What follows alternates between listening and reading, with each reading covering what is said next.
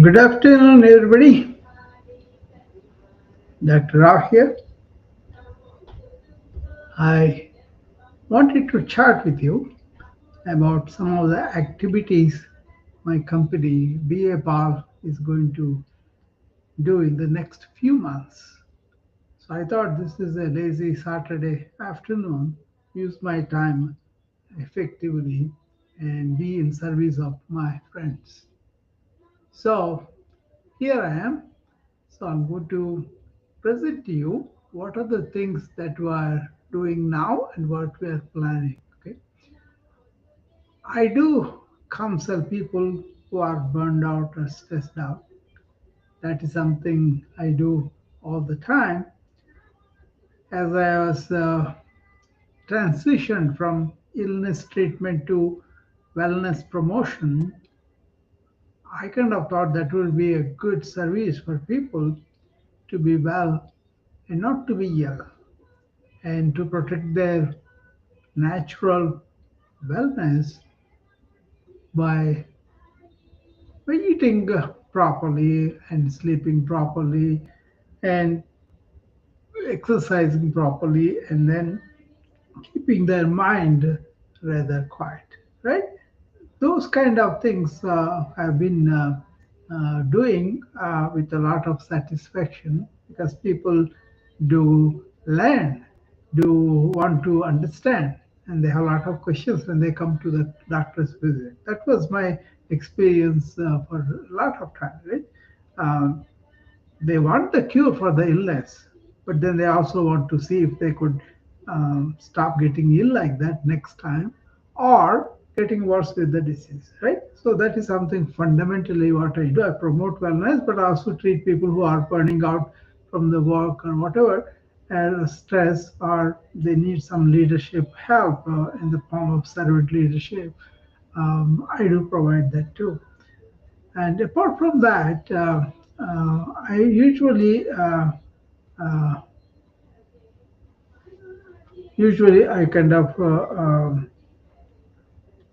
do a lot of talks on the social media.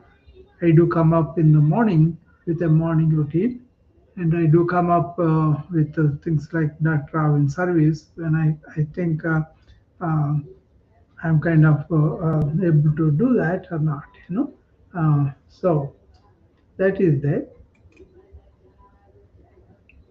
And I also come just to chat like this. So when I have 15 to 30 minutes, I usually come up and talk to people and tell them some announcements or just tell them what they can do with the thing. Okay, so that is all there.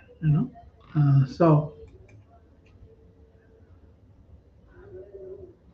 apart from that, I have announcement on my book sometimes, or an article I wrote on the LinkedIn, or some webinar I'm going to do over the weekend, or some workshop to educate people in different aspects, different topics. So I do that too. Uh, so this time I came up because uh, there is a workshop that's coming up at the end of this month. The fourth weekend, I said, this is the fourth weekend of this month, 30th and 31st. This is going to be on proactive wellness assessment and analysis of the what they found, and then possible ways of going on to proactive wellness of those problems or uh, concerns that people have, and I'm very happy to do that. So we're going to do that on Saturday and Sunday. Saturday first session will be more like a dedicated to how do you assess whether you are well or not, what is your state of wellness, and how can you be proactive about to realize the wellness in that.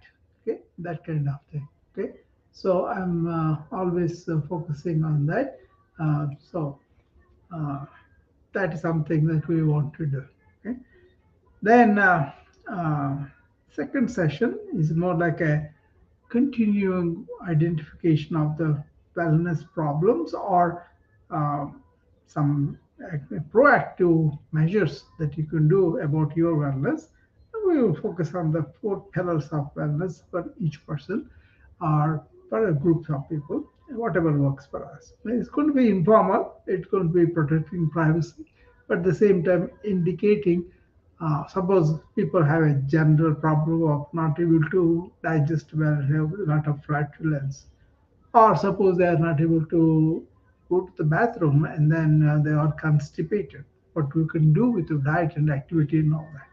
So after the assessment is done in the morning and evening and coming to some solutions, the next day two sessions, the morning session and evening session, are entirely dedicated to what are the solutions, what are the take home messages that you can take right away, apply them so that you will be proactively well. You are doing some stuff proactively, not because somebody is saying you, because you are aware and you are educated, you are empowered with the tools that could keep you well for a long time and also enjoy, not miserably, not being on medications or just taking them and surviving. No, getting the energy back, getting the woof back, getting the uh, purpose or meaning back. That's what I want to focus on, you know.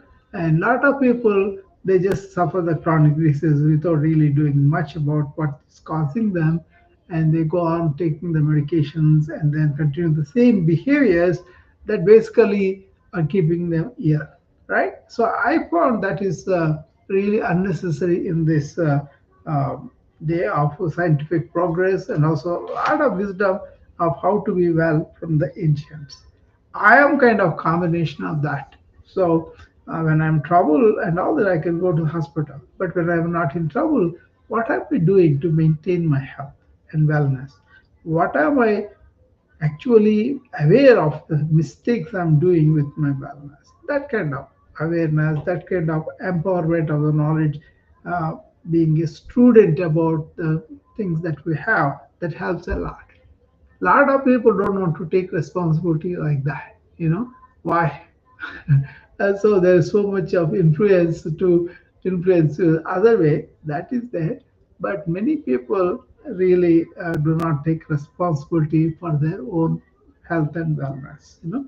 That's something I kind of encourage and ask people to take responsibility for their own health and wellness and see what are the lifestyles they're doing that are not really helping them to be well, and then they suddenly notice the problem with the illness and then come to the doctors and hospitals, which is okay, can come, but then can you do something in your regular life that will prevent that?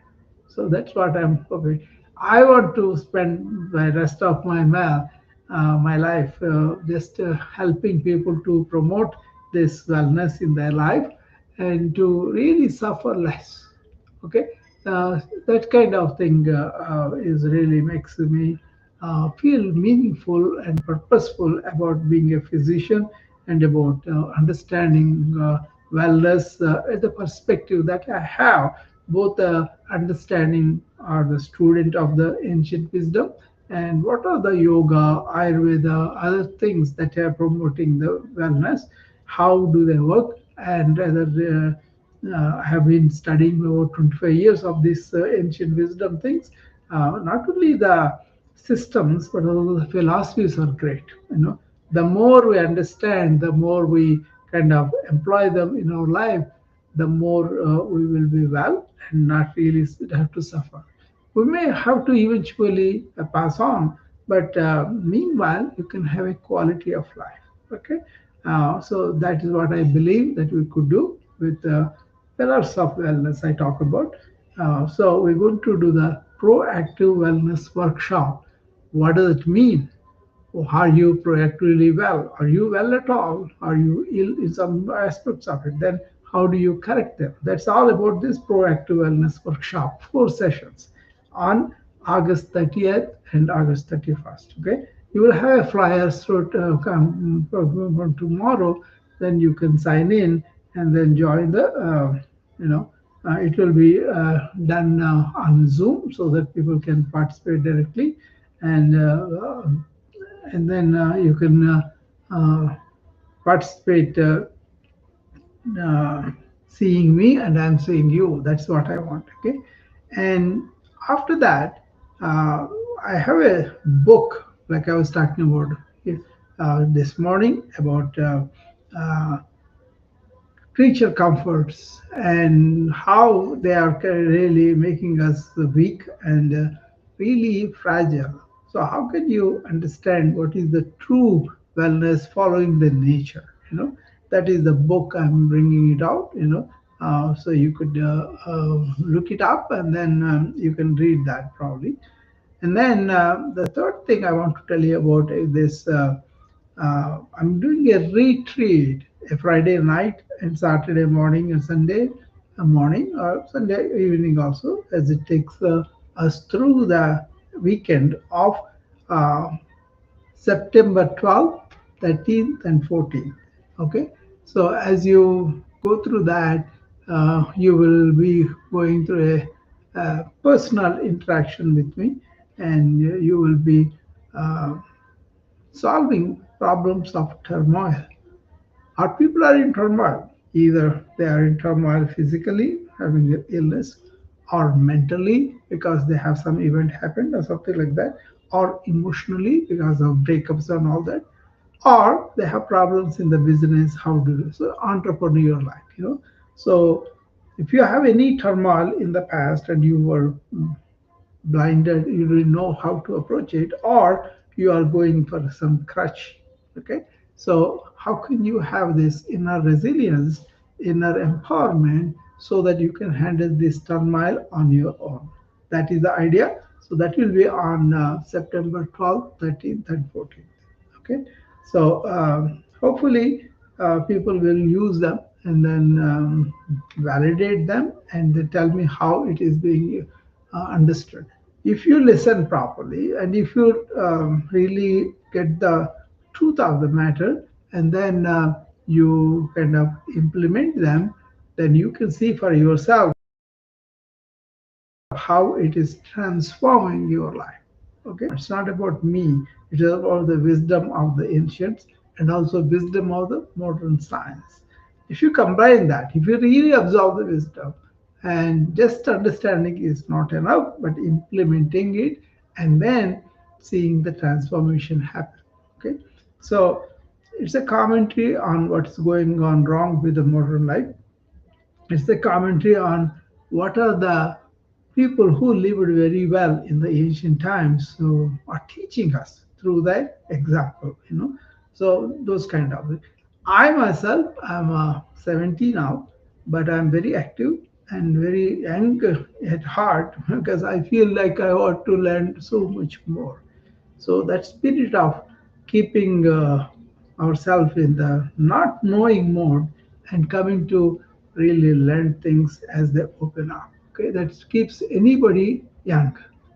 Do you know the cortex is created within us when we are exposed to a new thing and then wonder about it, and that's when the new neurons form. Okay, the cortex forms, the neurons join each other. Okay, multiplication, new brain is created. That's how we keep ourselves very young.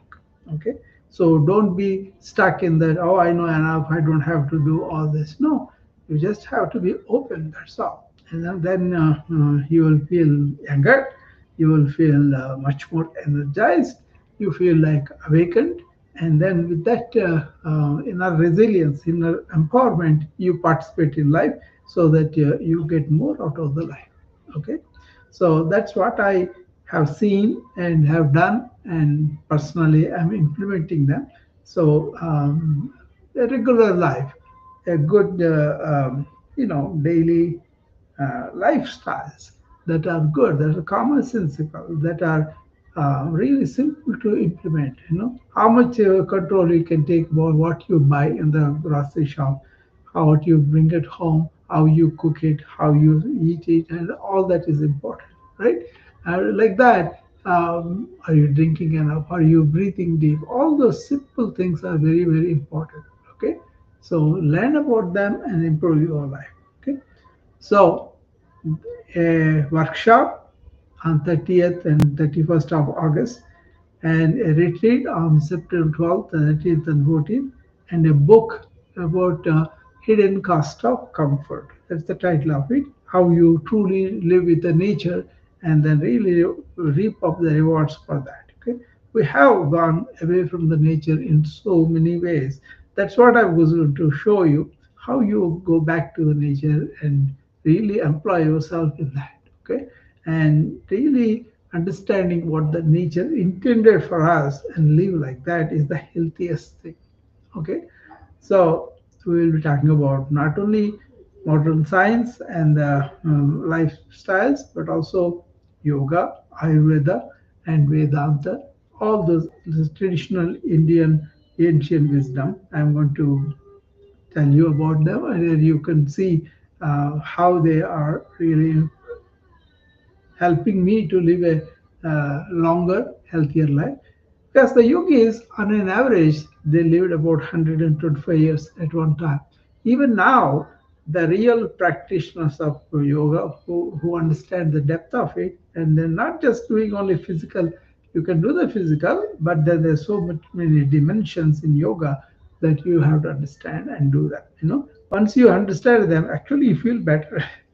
You feel energized, you feel awakened, and you feel like um, really have a mission, have a meaning, have a purpose in life to go. My purpose is to not only live well, long, and enjoy, but also help other people understand and live that. Instead of suffering, they go into the joyous living. Okay, or even if you have suffering, you can take it better. You won't be crushed by it. So there was a ancient somebody asked, what if I learn this Advaita Vedanta? There's a non-dual Vedanta knowledge. What is the final thing I'm going to get? They said Atyatika Dukkha Nivritti. That means extreme suffering will be understood and transcended, which is true. And Paramananda Prapti, you have extreme bliss like. So you don't have to have things outside, you don't have to achieve things outside, but you are going to be blissful even you are in abject poverty. That is the clarity that you get. That is the important insight into life's major lessons that you get. So that's why the ancient pursuit of knowledge, the spirituality of what is called Gnana Yoga, that is very important for us to understand what is the knowledge, how should we understand. Even you don't have to really have a lot of knowledge. You have to know how to really calm your chattering mind. Then the knowledge from the universe will be revealed to us. Okay. Anyway, so all that is very important. That's why I'm doing. I do dedicate a lot of my time for this. How can I promote proactive wellness as a movement in the world so that clinics, hospitals, individual patients, they take it up and look at it and then be wise enough to see the truth of it and implement it.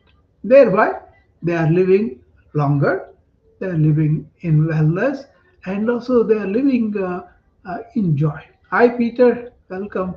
So, these kind of um, you know things that you want to understand. So I'm just telling them what are the activities I'm planning.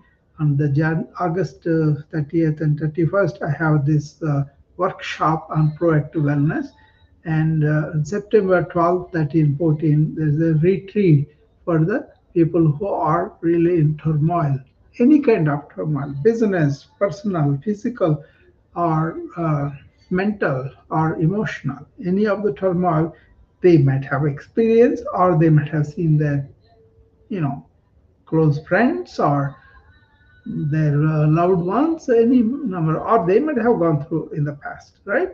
So I want to take it on with them and then engage them in this um, almost 3 days of retreat online only, and well, they can come and talk to me at depth, or you don't have to reveal their personal details, but they can present like a how do you approach if somebody dear to us die.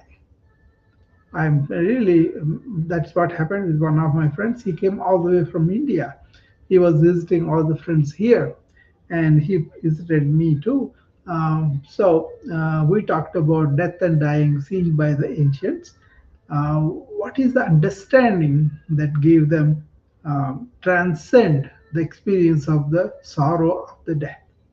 It's not that they dismiss and they say they were not care. No, their heart is broken and they have intense emotional loss. And then they were kind of worried about how do I live after this? What's the meaning of it? Why should I live? That kind of people really came back to the life again, not with the time, they came right away. That is the power of understanding. That's the power of really developing a perspective that kind of gives you clarity, peace, and also really accepting facts what they are. See, I told my son, be positive, be present, and focus on the things that you could change or you could influence, you could do something about. Only focus on those things that you could do something about. So don't go on crying about something you cannot do and then waste your. That's a very difficult skill, right? But once you understand life has these ups and downs, and we go through them, and to be stable in the presence of turmoil, this was actually a Sanskrit description for that. It's called sthita pragnata. That means you are stable in your wisdom. You have understood the wisdom, you have seen that, but then you are not able to employ it during the um, time when you are going through the turmoil live. It's happening here and now. What are you going to do about it? So that is why you got to examine the issues of life. You got to really uh, have that understanding. Let it come through you, then that will help you a lot. Okay, the clarity, the peace, and the happiness about it is very, very valuable. I think you won't get it with medication. You may be knocked down, but after you wake up again, the whole thing. Or you may go to a crutch, a drug, an alcohol, a smoke, or a woman, or a man, whatever. They may not last, right? And I'm about inner resilience, inner empowerment, and inner liberation from the influences. You don't have to be slave to the people who say we are superior than you. We are going to tell you what to do. No, you don't know anything. I don't know anything. Let me explore it myself. That's the attitude ancient had. They were psychologically independent. What does it mean? It doesn't mean I don't care about people. No, on the other hand, you care very much, much more deeply. I do care. I do care about how people live in their values. I do care about how they can really reduce their suffering. And I care about if they go through the suffering. I've seen it, how uh, bad it is, and how it really takes away the life and everything from them, right? So and they cannot really take the pain, but they're suffering chronic pain continuously. Medications knock them out, but they will come back. They need more medication. That has more problems too. But to be kind, to be compassionate if somebody is in pain, due to whatever the reason, I just want to help. That's all. Okay. And actually, that started the journey. Very early, I read about Buddha's biography. That is, for the kids. They wrote a big book that beautiful illustrations, but then there is a script underneath. So I was maybe 8 or 9 when I read that. It was not like the adventure. It was not like the entertaining, but it was really captured my imagination. One thing, Buddha wanted to help people not to suffer. There is suffering, but there is solution for suffering. To discover that, he had to spend so many years. But now we don't have to spend so many years. We can learn them very easily. But our challenge is stay stable in that wisdom, using the wisdom all the time. But it seems like we are not able to stay there. We are easily influenced by the words around it, the other people's words around it, or the training about it, and all that. Okay, or we want it to go away, so that we take something that dulls the pain, and but then returns it back, double the pain after you wake up from that. That's what happens with these drug addicts, right? A lot of them. So there's a whole lot of suffering with the drug addiction. And why is this proliferating? Why it is so much in the modern life? What it is to be sober and what it is to be never having any problem with that. Lucky for me, I never had to go that way. I looked at the nature, got a lot of support. I looked at the human relations, a lot of love and affection spontaneously given to me. Probably I was lucky, and had this feeling of why human beings are suffering. What did Buddha went about, leaving all the riches, all the princely, benefits that Americans say, our American dream, that meant nothing to me. A life having meaning, purpose, a life where we are doing something that is useful for everybody, that seemed to be more interesting to me. Went into the medicine and practiced the medicine, but then part of this suffering is kind of preventable or reducible or uh, reform. So many ways are there, but then we are stuck with just treating the symptoms or giving the medications and not really spending the time with the patients to teach them where it is all coming from. We allow them to eat whatever that is served in the restaurant, where there's no concern for the wellness of the people, but they want to sell. And you see all the entertainment industry, that is not really enlightening people. That's like a superficial entertainment, and then they kind of actually damage their wellness with so many aspects, which I talked about this morning when I presented you how the creature comforts maybe comfort us, but then they do a lot of damage to us in the long run. Okay, so think about this, the responsibility for our own wellness, and uh, really having this inner life that is joyful, very blissful, and has the meaning and purpose, so that you feel fulfilled living every day, right? So I kind of touch that inner exploration of human being that are capable of, whereby they touch this abundance within each individual human being. Once you touch that, everything else becomes meaningful. You don't have to really go through everything anyway. Just by being, just by existing here, just by understanding what is the human empowered human being is versus what is a weak human being that we say, oh, we are just being human. Yeah, you can have emotions, you can have, missing out, you can have a lot of things like that, but consider them as though they are normal, and then allowing them to dictate you is not really wise or intelligent from my viewpoint of view.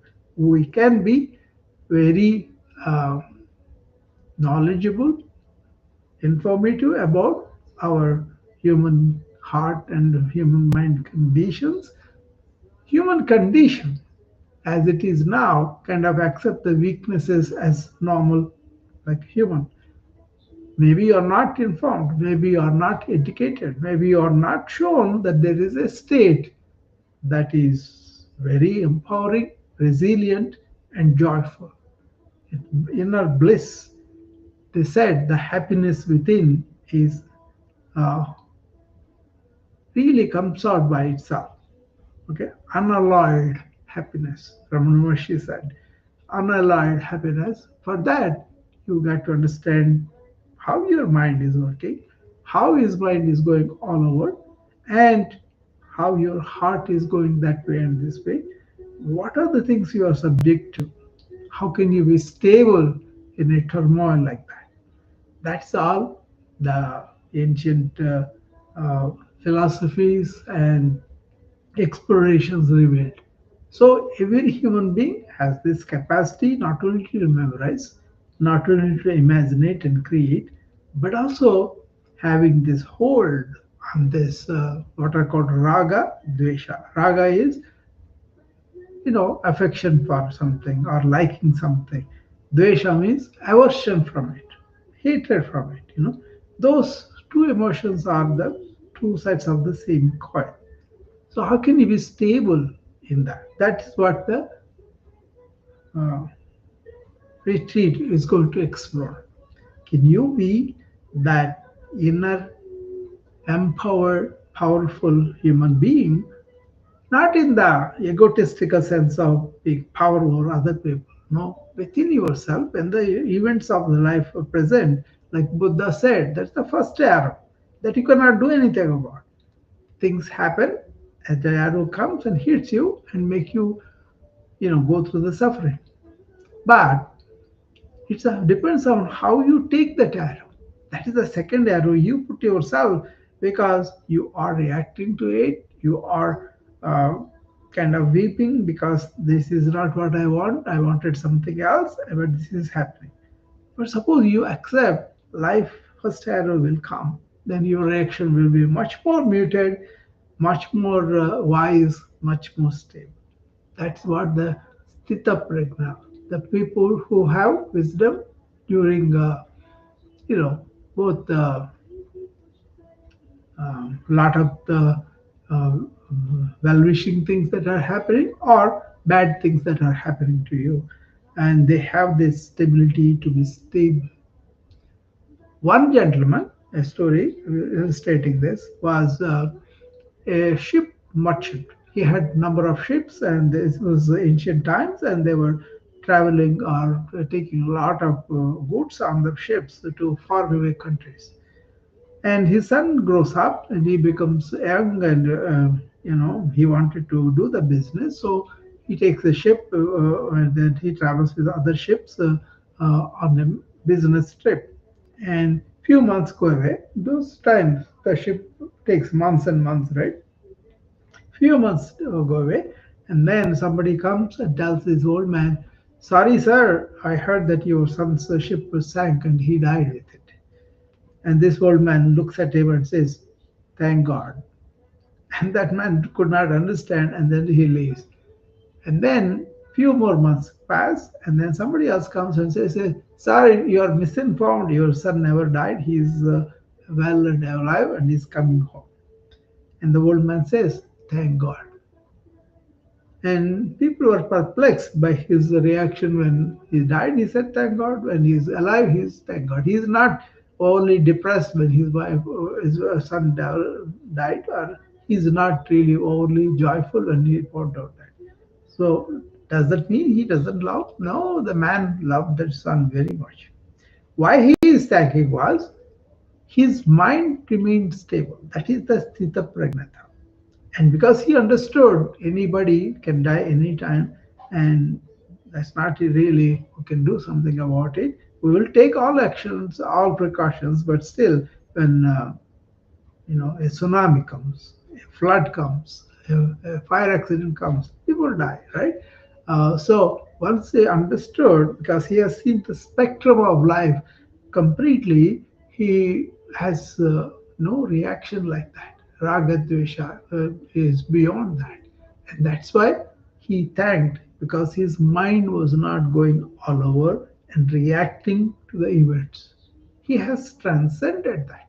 So once you transcend your mind like that, then you are in that stability of wisdom.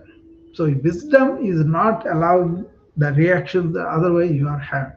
If you are very reactive, you are react to everything in life, and you don't have this philosophical perspective, then you suffer a lot, right? So is that needed? That's the pointing of the Buddha. You have the suffering in life, but you can also see other part of it, how many months you were happy or joy and all that. So it's a question of how your mind reacts to the events outside, good or bad. And if you're stable in that, that's called sthita pragnata, stable in wisdom. Okay.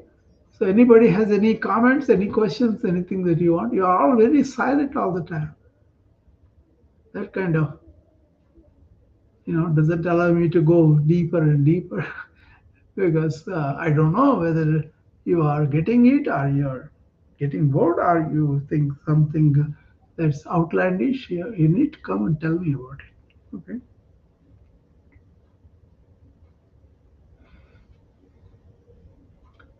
I just came up here just to tell you the activities I'm going through. I'm planning a lot of more activities. There are books I wrote about entrepreneurships, how to handle with ancient wisdom. I have book on the sleep. I have book on the obesity. I have book on the servant leadership. So many books I wrote. So I'm going to start to release them. The first one is going to be on this hidden cost of comfort, uh, creature comforts. I wrote an article on the LinkedIn. You may want to read that. This will get preliminary to my book. Okay, book is also done, and I'm going to go to the Kindle and publish that.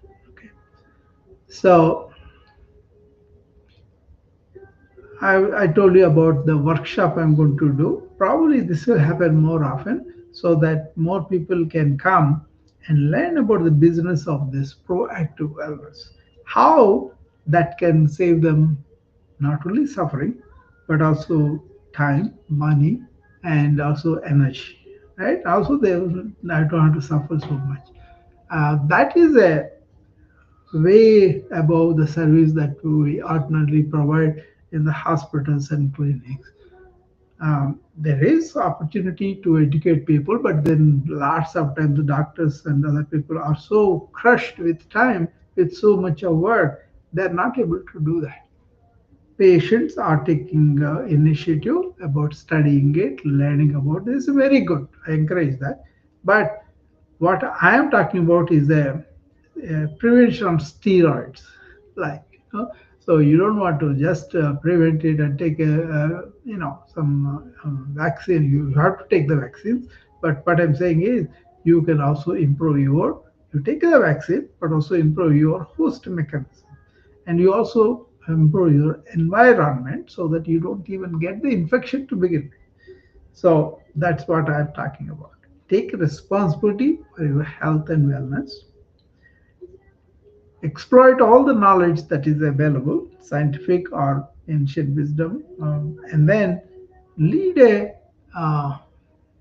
life that is reasonable, commonsensical, and also helps you to live longer, but in wellness. That is joyful. That's not just surviving with medications. Okay, so if you understand what I'm talking about, this is very valuable. It will save a lot of money for you once you really understand what I'm talking about and take charge of your health and wellness. Take reflection on how I'm living now. What am I doing my wellness in the long run? Do I have genes that can come out later because my father and mother had them? And just because genes are there, do not mean they have to manifest in the disease. But if you have environmental stimuli for the gene, it will come out. Suppose you have diabetes in the family, type 2, okay, not type 1, type 2, and then you understand the role of the diet activity, sleep, and all that. And then you employ them common sense. Not just because everybody is doing in the modern life doesn't mean they are good. Don't eat whatever you can get on. Don't eat a processed food. Have some, discretion about what is a good diet now. So if you provide that kind of environment, what you eat, how you move, how you sleep, and all that, you don't have to manifest diabetes at all during the life. In my own family, we have that example. My eldest brother, we are seven, right? He is the eldest and I'm the youngest, right? So we are three brothers and four sisters, right?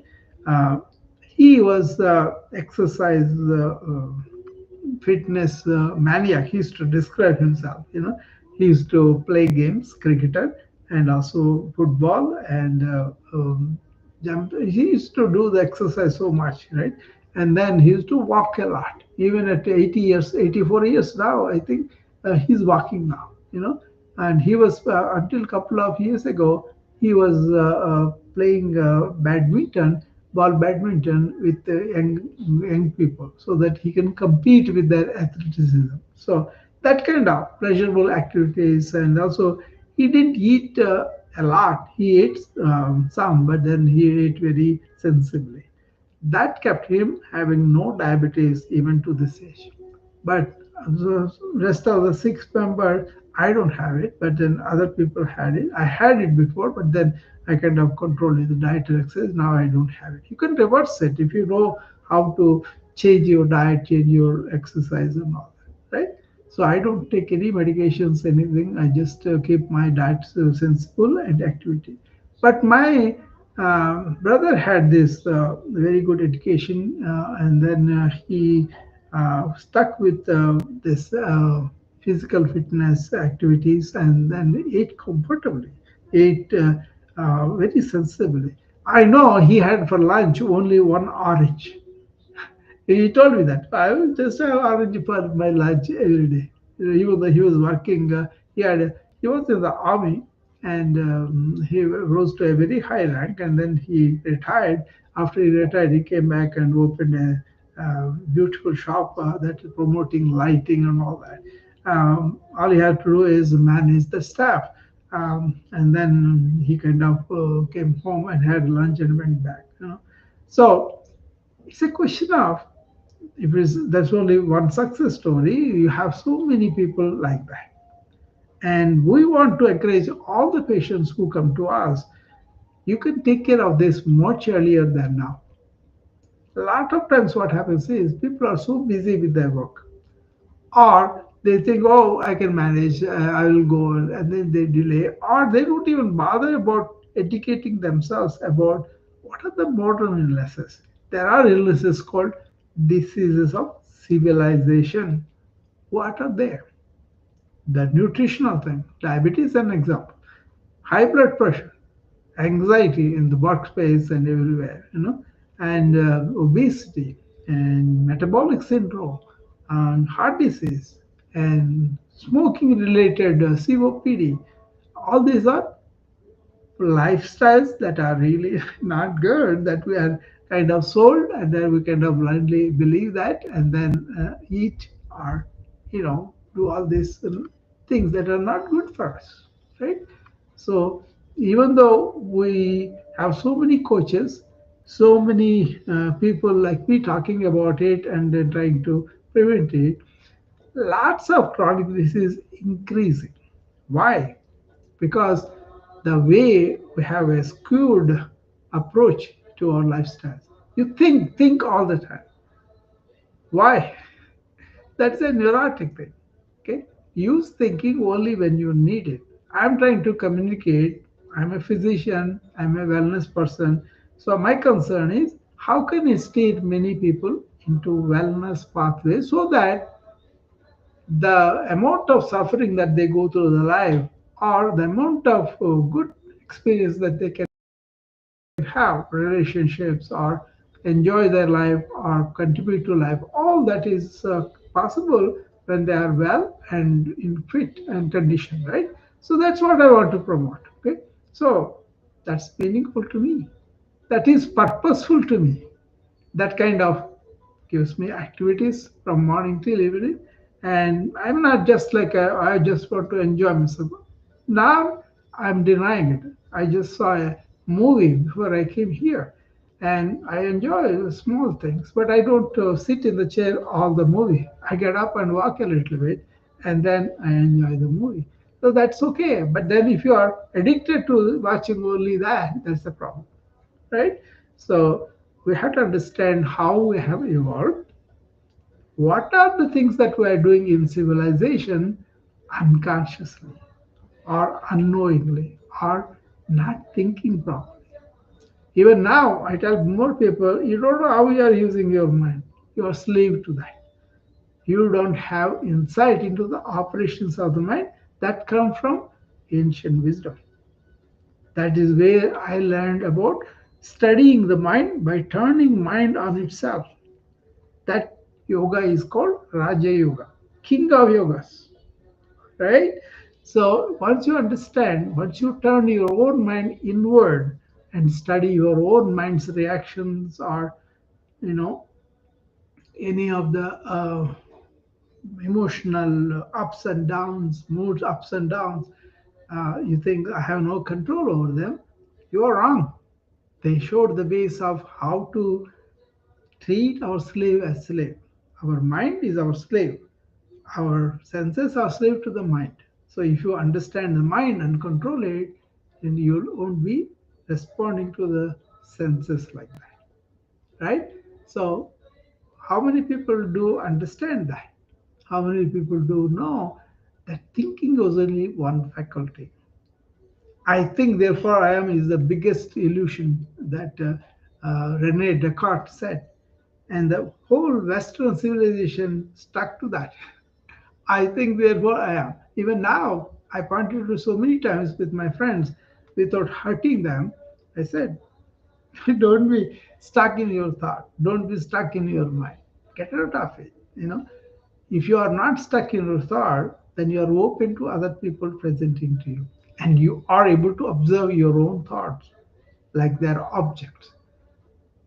That will be the beginning of going into the meditativeness or meditative awareness where you are awake, alert, using your mind, but that won't be cyclical thought.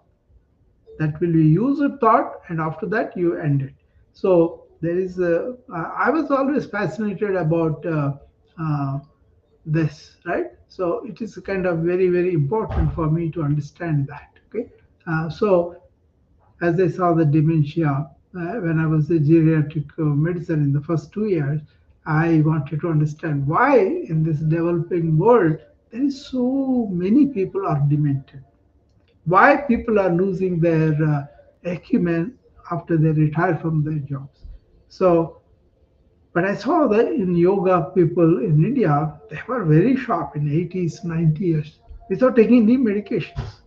So I wanted to understand that. So I went into the ancient wisdom. I was very fortunate.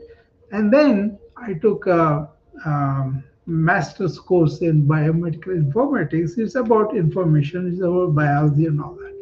But my understanding of the brain through the uh, ancient wisdom helped me a lot to understand present information overload problems, present neurotic behavior stuck to the devices all the time. I use the devices, but they are not control of me. I am in control of them. I told people so many times. That is the truth. Okay, I can shut it off and be enjoy myself very well in my silence. Okay, so look at yourself. Are you dependent on your uh, phone tell you what to do, when to get up and all that? Then you are really slave to that. Okay, can you be in control of the devices? Can you be in control of? I am rapidly update my technology. I have the latest phone, latest things and all that, but that's but to make sure that I'm reaching more people, make sure that I'm serving more people, which I do. I don't know how many people get it, but even one person get it, I'm pretty happy. Okay, so I'm talking a lot, because I have the time today. But basically understand that Raja Yoga is very important. in our daily life now. So what it does is it kind of helps you how you are going to be with the society. There are 8 limbs in that practice of Raja Yoga given by Patanjali Yoga. The book is called Patanjali's Yoga Sutras. I do rooms on that sometimes, but if you are interested, you can always communicate with me. In that book, there are 8 steps, 8 limbs, they call it. They're like a big divisions. The first one is about how you behave with the society. You know, there are 5 principles there. Like you don't want to be violent. That's the first one. You don't want to be lying. So ahimsa. That is the non-violence. Second one is truth, satya, truth. Okay, whatever you do truthfully. You don't lie. Okay, and then asteya, that means I'm not going to steal somebody else's property. And then fourth one is I'm not going to be indiscretion with the sexuality. So that's the brahmacharya. That's like a celibacy, but at least up to you study, right? And then fifth one is aparigraha. I'm not going to accumulate so much so that I will deny other people. That's what is happening. People want to accumulate so much money so they think they will be secure with that. It's just such an illusion. People have so many losses in the market or in the live events of a fire or the floods or famine. We're seeing that, right? So these 5 principles of you want to be non-violent, truthful, non-stealing, and celibate, and also you don't want to accumulate your stuff. Take what you want from the earth. Live with simple things. So once you establish how you are going to treat with the nature, then you say, how am I going to treat myself? How I'm going to behave with myself? You know, they say, Saucha Santosha Tapas Swadhyaya Ishvara Pranidhana. But Saucha means I'm going to be clean, not only my body, which is important, not to be, and also how I'm going to clean my mind. Very important. Okay. So I kind of wipe off my mind every day and then sleep. I teach that to people. Vacate your mind. I always tell them all the time. In the evening, and you will be able to go to bed, unwind the body, but also unburden all the accumulating thoughts of the day. That is a wonderful feeling, but to go and sleep well. Okay, so saucha santosha, contentment. Be content with what you have. Don't ask for more. That's a wonderful thing, right? And tapas, that means whatever you take, you go and practice that. Practice that so that it becomes part of you. That is the tapas. Okay, you are stuck in the goal, you are kind of single minded, you are going to do that no matter what. Spiritual practice or talent practice, whatever, right? And then Ishvara Pranidhana. That means there is a power that created this, there's a power that is running it. So you want to surrender to that power. That means you are transcending your ego. Okay? And the one more is Swadhyaya. As you are practicing, from your own practice, you learn. Swa means myself, Adhyaya means learning. So as you do the yoga, as you see the body, one side is getting better, the other side is not getting. That's an insight you have how your body is, and then you kind of work on that little bit, and there's that way your swa adhyaya, your self study improves you, giving you valuable insights. Okay, these 10 principles, 5 are for the society, 5 for us. What we do are the ones that you want to practice before you embark on the next leg. Third one is the asana. That is where you kind of practice how to cultivate the physical body, capacity, energy, and all that. Assuming the asana and staying in it for a while, that is essential, for you to understand where the body's limitations, how to build in flexibility, build in strength, and build in nervous agility, all that. Okay, That's the third. And the fourth one is pranayama. That means prana is the life force, how you extend the to extend the life in the long run. Okay. Once you have done all these four, then you say, I'm going to withdraw the senses. That means you're telling the mind, I'm going to work with you, I'm not going to bring you more sensations from outside. That's why it's called pratyahara. That is the fifth. These five are called bahya kritesh, like you can do this outwardly. Okay.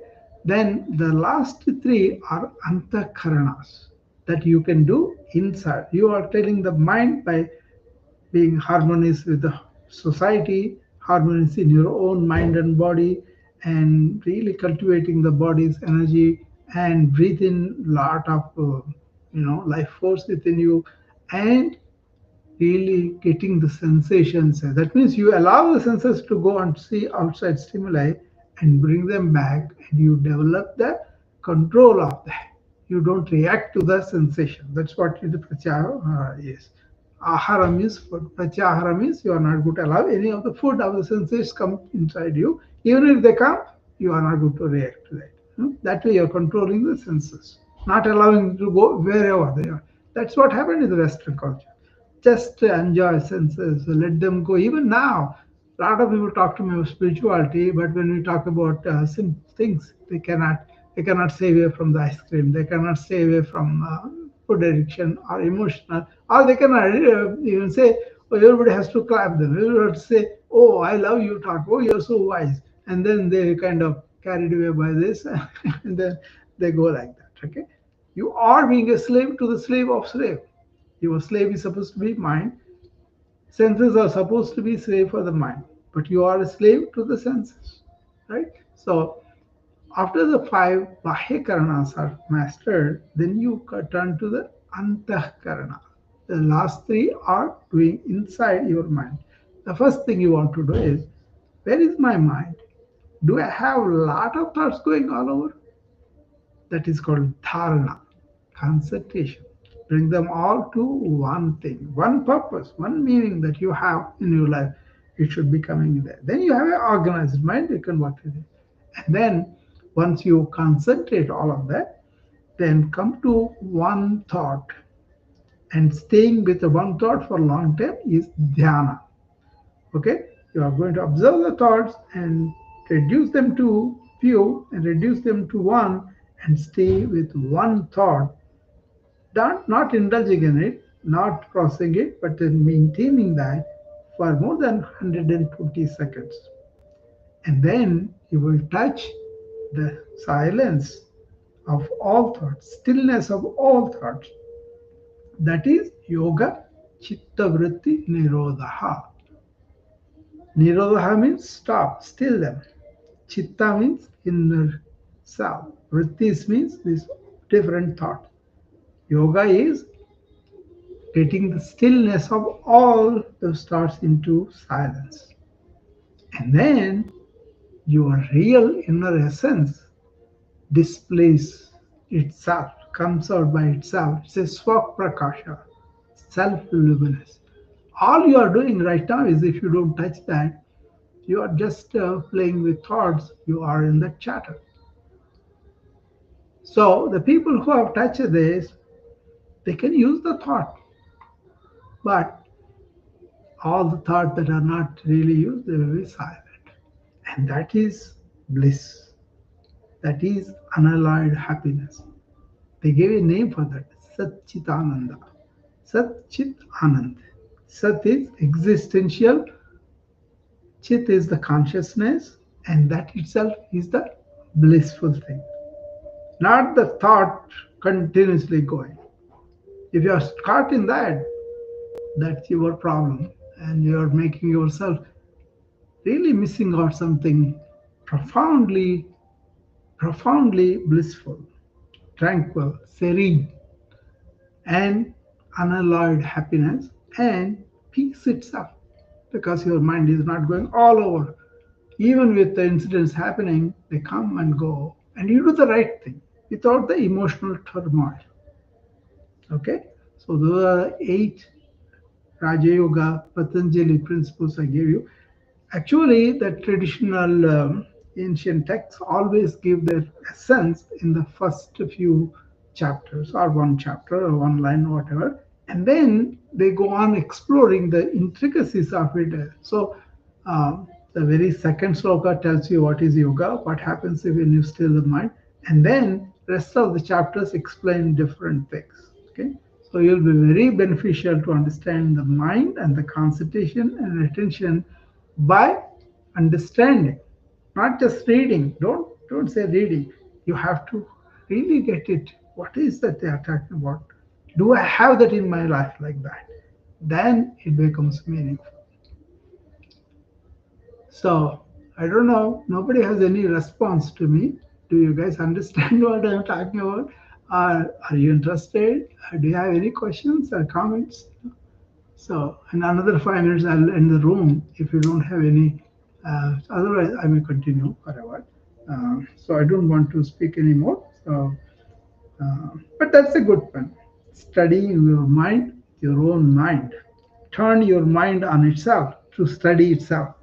That is Raja Yoga. That is the actually Vivekananda wrote two small books. Of course, he wrote all the yogas. Just two small books that were recommended were one is this Raja Yoga. I described it to you, and another one is Karma Yoga.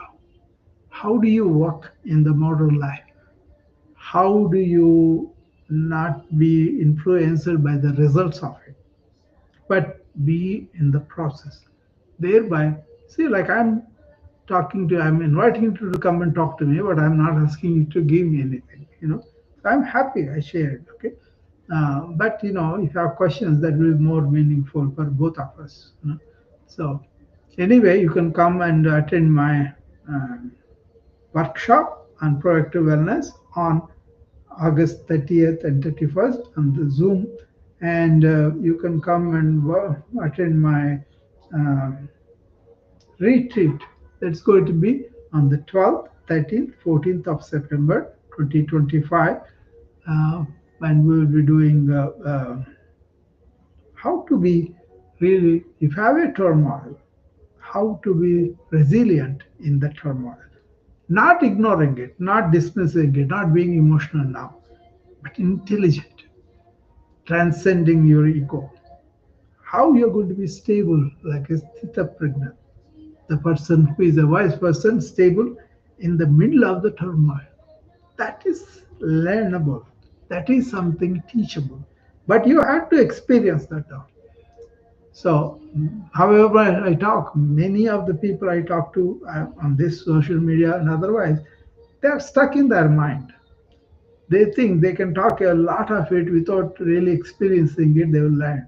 No, your learning should come from your own journey, from your own experience. Okay, that is something nobody can do it for you.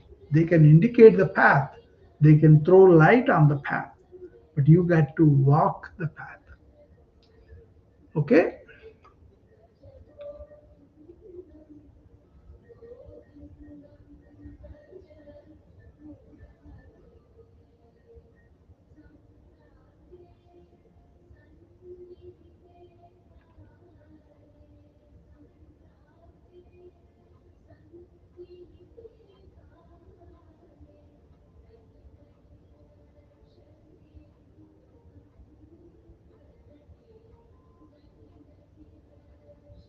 So, if you nobody has any questions or comments, which is very disappointing usually, either you have not listened to it or you know all of this. But that's okay. Try to attend my workshops, and I do these rooms quite often too. Thank you, and I'll be seeing you again later. Bye bye.